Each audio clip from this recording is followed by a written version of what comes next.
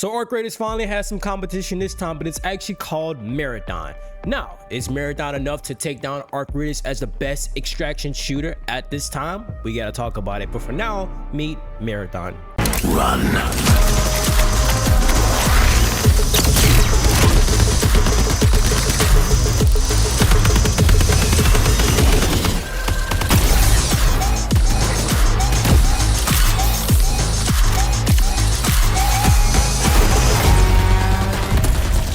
So at this point, you're probably thinking, what is Marathon? Well, Marathon is a sci-fi extraction shooter where players are called runners, scavenging a lost human colony on Tau CT4. Forgive me. For loot, data, glory, and facing rival runners and AI threats, intense player versus environment matches with high stakes and also permanent loss on death as well. Marathon was actually developed by Bungie, who is also the creators of Halo and Destiny as well. So they're not going to take away the whole Destiny franchise. This is just going to be another additional add-on in the Bungie collection to try to compete with the extraction side of the genre as well. Marathon was first announced as of May 24th of 2023 at the PlayStation Showcase and developed for over 4 years. An alternative reality game was teased back in April 2025, and that's when they announced the release date of Marathon for September 23rd of 2025. The closed alpha actually happened back in April 23rd of 2025 all the way through May 4th of 2025. This was just the alpha phase of the game. This is where developers were able to kind of take players' feedback and make the necessary adjustments before the game actually being released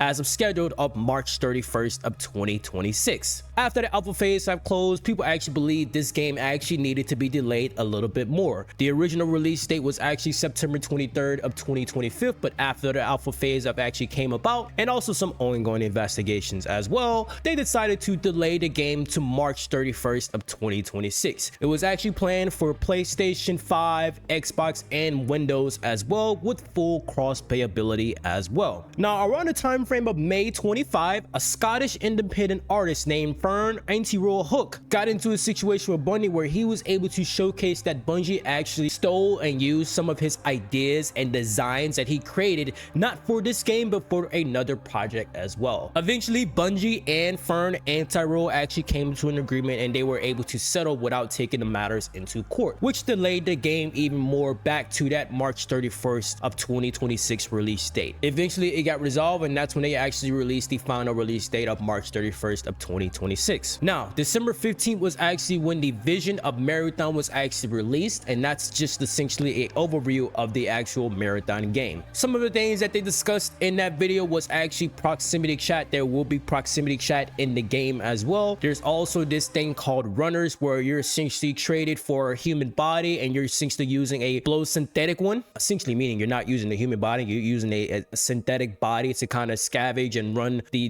planet that you're actually on, which is kind of insane. They also have factions as well. Factions are essentially different like traders that have specific quests for you to unlock specific items. So when you think of factions, just think of your regular traders and Arc Raiders as well, where you have different quests that they have you to do, you know, blow things up, kill different players, extract with this loot, all those different things. That's essentially what factions are. Now, the Arction, forgive me, the Arction faction is a death cult. Essentially, it asks you to kill other runners. Now, Meta essentially is a destruction faction as well. They essentially want you to do grenade kills or blow things up or upload malware as well. If you're still watching, I appreciate you guys, and I just wanted you guys to know to feel free to drop the subscribe button if you guys are enjoying the content. Traction is essentially a long arms, deep pockets, and a powerful corp in human history. He actually wants you to find weapons or mods to turn those in for a specific quest that he actually has. Now, this is where things get a little bit interesting, where Arc Raiders doesn't have this feature. So Marathon actually has this map called the Marathon Ship. They are actually saying it's one of the hardest places to be, and this is one of the places where you would want to take your best loot in this particular game. I'm not too sure if Arc Raiders has anything like that. The closest thing that they probably have has is Stella Montis, but then again, Stella Montis is actually not that hard in my opinion. I kind of use Stella Montis just for going in there and just killing players just based off of my humbling experience. But you are still able to go into Stella Montis and actually are able to go in there with regular average loot and possibly come out of there alive. But with the Marathon ship, they're actually saying this is one of the maps where it's actually the hardest places to be, and you will have to take your best loot because you are going against some of the hardest AI competition in that particular game. They also have a unique feature where solos allow you to jump in with other solo players as well, which is pretty good. So now, for those of you who don't really know what an extraction is, the goal of an extraction game essentially is for you to survive, loot, kill, and just simply get the most amount of loot as possible. It is player versus environments, so you're essentially not only going up against players, but you're also going up against the environment as well, AI and other different things that kind of provides challenges to the specific map that you're actually in. Now, if I was to compare this to Arc Raiders, I would say it's same specific genre, but two different worlds that they're trying to create here. So when you think about extraction games, you don't want to just sit and think about the whole core concept behind a game. It's just an extraction game, I'm not going to try it. No, the whole idea when it comes to games like this extraction game specifically, the developers even actually said they actually want you guys to feel like you are actually in the specific world. So when they make the audio really good, when they make the gameplay really good, when they make the lighting really good, when they make that proximity chat in the game for you to communicate with other players, when they have all the different mechanics that makes the extraction game as well, such as Marathon, the different visuals, the different graphics, the different lighting, all those different things, they actually want you to feel like you are actually in the game as well. That's actually one of the things that game is actually turning into as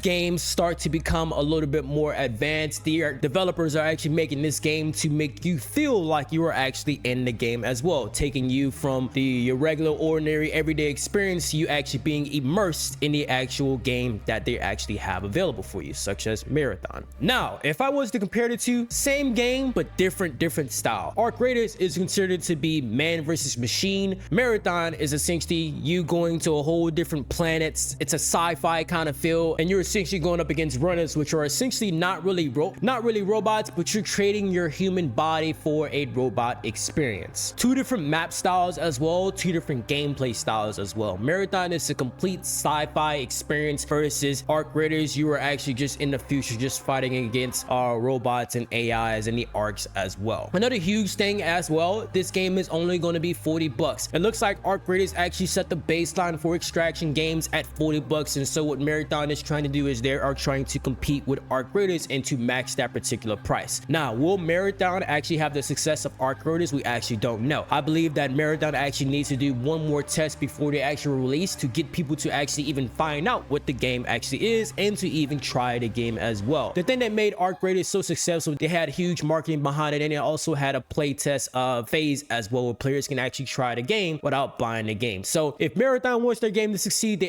definitely need to do one more playtest just for players to actually try the game and showcase, and they need to take that feedback into consideration when it comes to releasing the final product, which comes out in March of 2026. But let me know what you guys think. Do you guys think Marathon would be just as successful as Arc Raiders, or do you think Marathon will not live up to Arc Raiders itself? I may give it a shot, man. It's only $40. I am actually going to try that playtest as well. I haven't had the chance to try the alpha closed beta back in April, but I am going to try this playtest that is actually, or should actually happen before the final product actually releases. So let me know what you guys think. Will you guys be trying it? Do you think it's going to kill Arc Raiders? Let me know. If you guys enjoyed this content, make sure you guys subscribe as well. I also did a video where I talked about Marvel Rivals, the problem that 18 versus 18 game mode specifically has. If you play Marvel Rivals 18 versus 18, then you would actually know exactly what I'm talking about with this particular problem that Marvel Rivals has in that 18 versus 18 game mode. If you guys want to check that video, it's going to be somewhere listed right here. Make sure to check that video out. But that's all I got for you guys. If you guys enjoyed this content, I will see you in the next video. Other than that, peace.